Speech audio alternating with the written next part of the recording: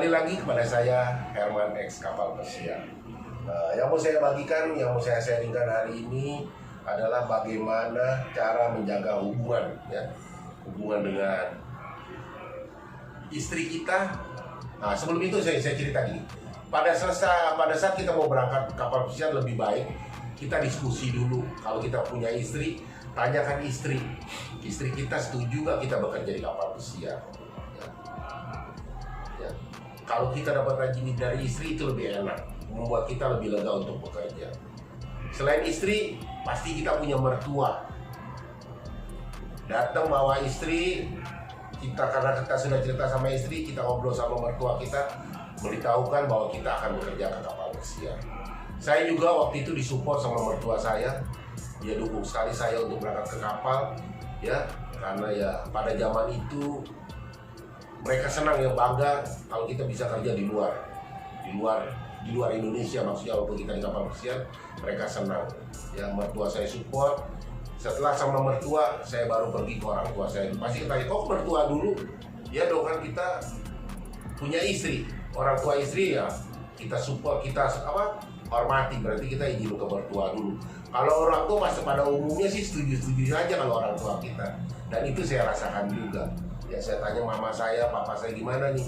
Oh ya udah, kalau emang kamu niat baik, lakukan dengan sebaiknya. Jadi sebelum berangkat itu saya izin istri, izin mertua, dan izin orang tua dan adik-adik saya.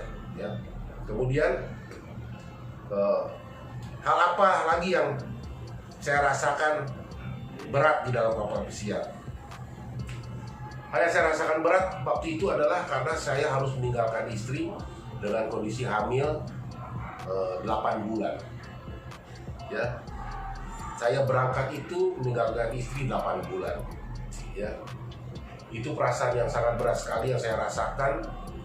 Ini kelahiran anak pertama, ya, membuat saya sebenarnya antara pergi dan tidak pergi, tapi ya karena tekad udah bulat, istri udah nggak ngizinin, saya harus berangkat.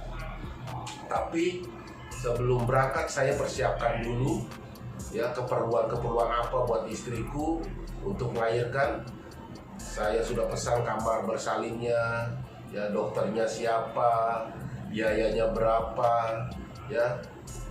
Saya sudah book tempatnya. Jadi pada saya tinggalkan, saya setengah lega, bukan lega, ya, setengah lega, karena saya tahu istriku akan melahirkan 1 bulan atau 2 minggu, ya. Hal ini yang membuat saya antara pergi atau tidak pergi, ya. Tapi juga istri bilang pergi saja, lakukan pekerjaan dengan baik, makanya saya tetap pergi. Bukannya saya tidak sayang sama istri. Hal inilah yang membuat saya berat. Dengan pengalaman saya bekerja di kapal pesiar, harus meninggalkan istri, orang tua, mertua, dan adik-adik, ya. Kita menjadi tulang punggung keluarga, ya, harus berjuang, itu memang luar biasa. Pada saat di kapal sedang bekerja, saya hari itu merasakan sesuatu perasaan yang aneh, ya, pada saat bekerja. Karena untuk telepon waktu itu waktunya susah, ya. Tapi yang namanya kita suami, kita punya feeling.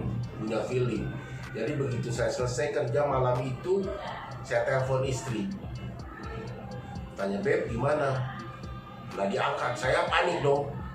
Saya teleponlah adik saya, akhirnya diangkat, yang bukan adik saya. Gimana, Dek?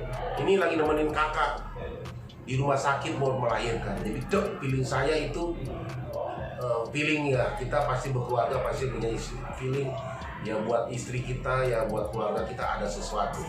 Jadi feeling saya itu feeling so good lah pada saat itu, ya. Jadi begitu saya telepon, akhirnya saya bicara dengan istri saya, bahwa saya di sana bayar ini dengan handphone adik saya dikasihkan sama istriku. Jadi saya menemani istriku hanya by handphone karena saya tidak bisa hadir. Karena saya baru 1 bulan di kapal, karena mungkin izin juga.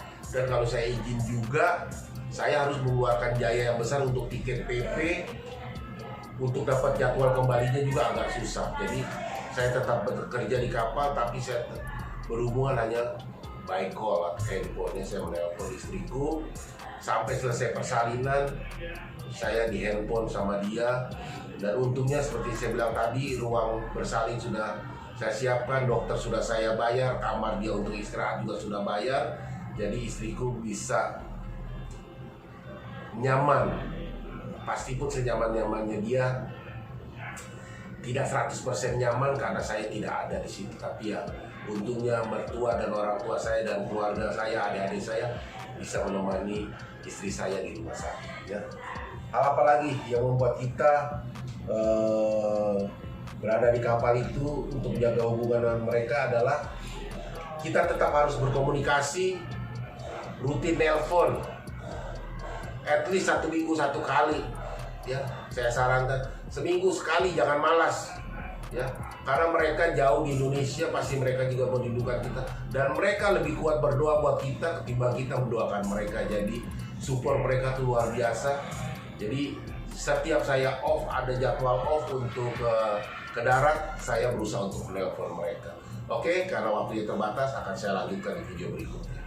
Untuk konsultasi lebih lanjut, silahkan lihat di deskripsi.